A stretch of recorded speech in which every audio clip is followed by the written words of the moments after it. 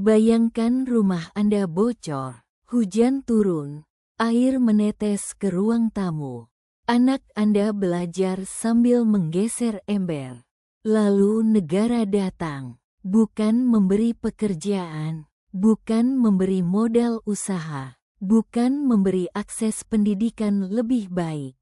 Negara mengganti genteng Anda. Pertanyaannya sederhana, apakah itu cukup? Hari ini kita akan membahas program gentengisasi yang dikaitkan dengan pemerintahan Prabowo.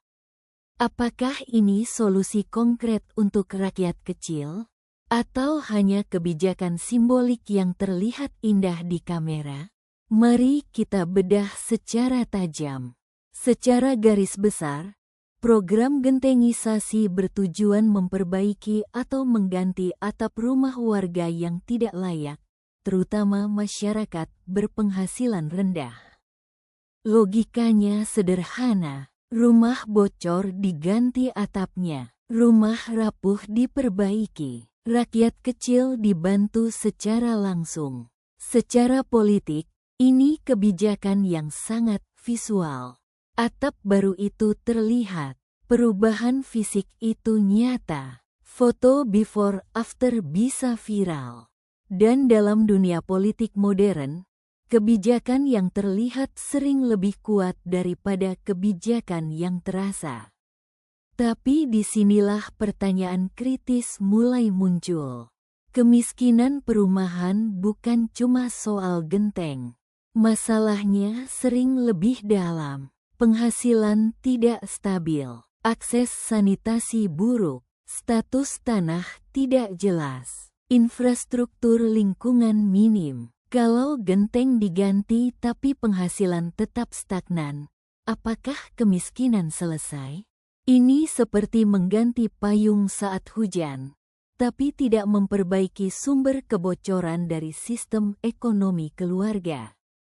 Gentengisasi menyentuh permukaan masalah, tapi apakah ia menyentuh akar? Sekarang kita masuk ke pertanyaan paling sensitif. Anggaran. Berapa biaya per rumah? Berapa target unit? Siapa kontraktornya? Bagaimana sistem pengawasannya? Setiap proyek fisik berskala nasional punya risiko klasik. Markup material, proyek titipan, kualitas rendah demi mengejar target. Distribusi tidak tepat sasaran. Kalau pengawasannya lemah, program sosial bisa berubah menjadi ladang rente. Dan ini bukan tuduhan. Ini realitas yang berulang dalam banyak proyek publik di Indonesia. Genteng bisa baru, tapi kalau tata kelolanya bocor, yang rusak tetap sistemnya.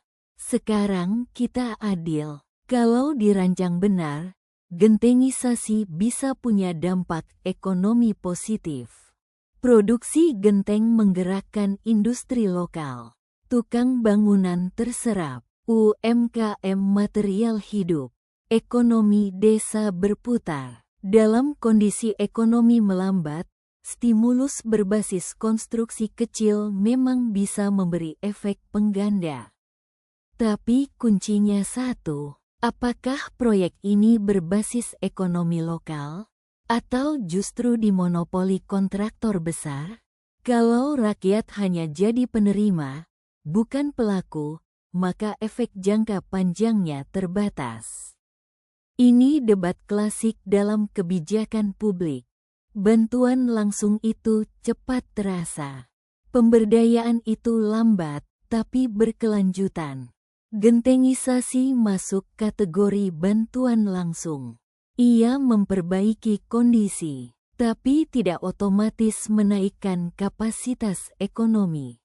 Kalau tidak dibarengi pelatihan kerja, akses kredit mikro, penciptaan lapangan kerja, reformasi ekonomi desa, maka dampaknya bisa berhenti di atap.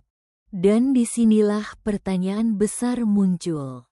Apakah ini bagian dari grand design pengentasan kemiskinan? Atau program cepat yang mudah dipamerkan?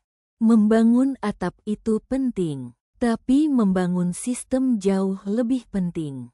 Kalau gentengisasi dilakukan dengan transparansi anggaran, pengawasan ketat, target tepat sasaran, integrasi dengan program ekonomi, maka ia bisa menjadi langkah konkret. Tapi kalau hanya berhenti pada simbol, maka ia hanya akan menjadi foto sebelum dan sesudah. Karena pada akhirnya, negara bukan hanya harus membuat rumah rakyat tidak bocor. Negara harus memastikan masa depan rakyat tidak bocor. Menurut kalian, program gentengisasi ini solusi nyata atau sekadar simbol politik? Tulis pendapat kalian di kolom komentar.